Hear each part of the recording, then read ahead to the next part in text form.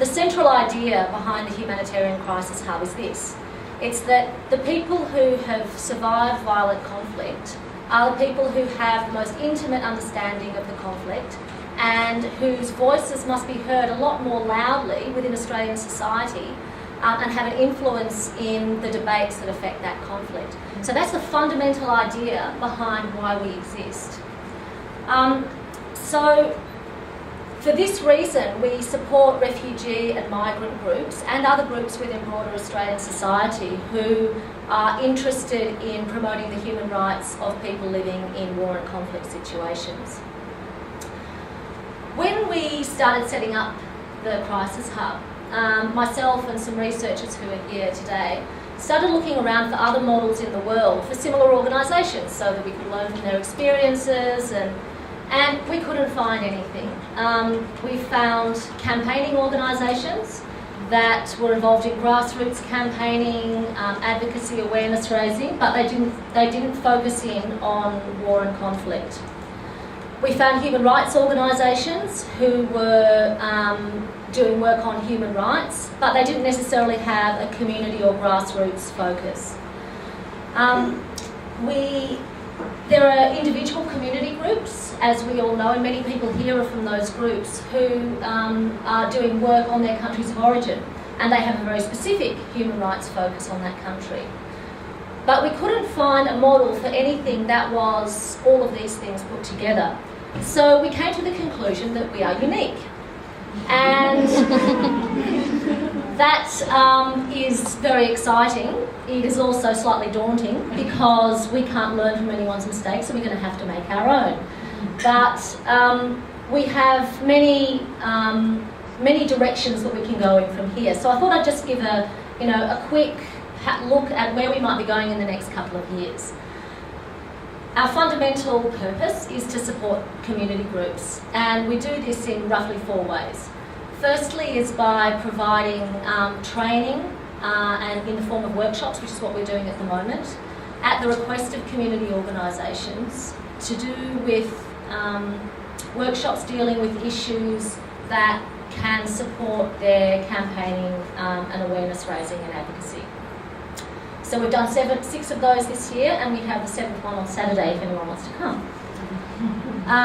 We provide a resource centre for community groups to use, which is what we're officially opening today. We're up on the 4th floor here, and we have some terminals that people can use, storage space, places to meet and meet other groups.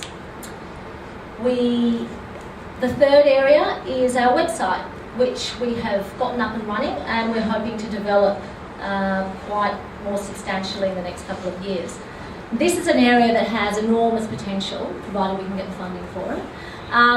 But we could potentially be looking at an online platform where community groups that are working on particular crises around the world will be able to interact with others. So for example, if we take the situation in Sri Lanka at the moment, potentially there could be groups both in Sri Lanka and outside Sri Lanka who are doing campaigning work, who are doing human rights work, and it could be a way of linking these groups up together. It's not necessarily restricted to community groups. What about the humanitarian and development agencies with whom we've got very, very close connections? It could be other sectors of society. The potential is as wide as the internet itself and the possibility of online campaigning. The 4th area is working individually with particular community groups, and this is what we've already started doing a little bit. We were working with some Palestinian groups earlier in the year and helped facilitate a delegation to Canberra where they met with the Foreign Minister and several other MPs, and we have a lovely member of the delegation here now.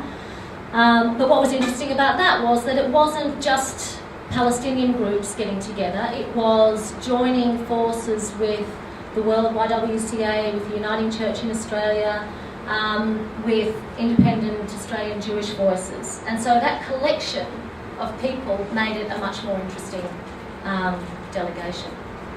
and effective. So with community groups, with the one-on-one work, the way that actually happens in practice and what we hope to be developing more in the future is, say for example, we have, let's pick on the Congolese community. And I say that in the warmest possible terms because we have many people from the Congolese community that we're working with. So if they want to do an awareness raising campaign, for example, we might be able to support them with information, with not on DRC because they have a lot more information than we ever will, but it might be contacts with other sectors of Australian society. It might be providing training in particular areas if that's what they request. What each community group requires, what they want from us, is as varied as the groups themselves. So this is an area of enormous potential that we hope to go down. So the groups do awareness raising, campaigning, and they also do advocacy. And I have to put in a good word for advocacy, because advocacy, as we see it, is about influencing the people who have the capacity to make decisions. So those people, when we're talking about a war and conflict situation, the decision makers could be governments, they could be armed actors, they could be the UN, they could be increasingly multinational corporations, the private sector. There are many, many different parts of society internationally that have the capacity to influence decision makers in wars. So advocacy is a very important way of being able to influence the outcome or a small piece of the outcome. And it's important because awareness raising alone is not going to affect change. Last month I was in a conference in Oxford about the protection of civilians in armed conflict. And there was one quite irreverent speaker towards the end who suggested that when people need security most, when they need safety the most, which is at the actual point of attack, is when the international community is usually not there because of their security restrictions. We see it time and time again. We saw it in Gaza, we're seeing it in Sri Lanka, we see it with every single conflict that we see. So it's a sad truth. And there are there are many conclusions you can draw from that. There were a couple that stayed with me. Number one was that, well, if that's the case, then as much work needs to be done to strengthen the capacity of communities themselves to withstand these attacks. And communities are doing this already. They're doing early warning mechanisms, they have emergency procedures, they have emergency plans. There are many communities that have got an enormous range of responses to critical incidents, to immediate violence. But the other point that you could take from that rather depressing statement is that we need to work towards prevention, because having an enormous international response once a crisis has hit is not going to bring back the people who have been killed. It's not going to undo the damage. So how do you work towards prevention? You have to be able to influence the people who make the decisions. And the best way of doing that, in my opinion, is advocacy.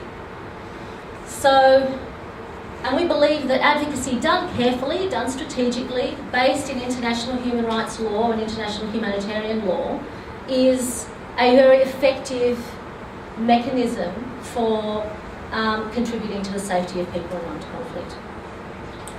So, yes, I guess just to wrap up, influencing decision makers is pretty much the key to prevention. And coming back to the original idea that people who have survived armed conflict are the ones who have the most intimate understanding of that conflict, then that is the reason that we support them. So we will be supporting all their initiatives and we'll be supporting their advocacy work in the future.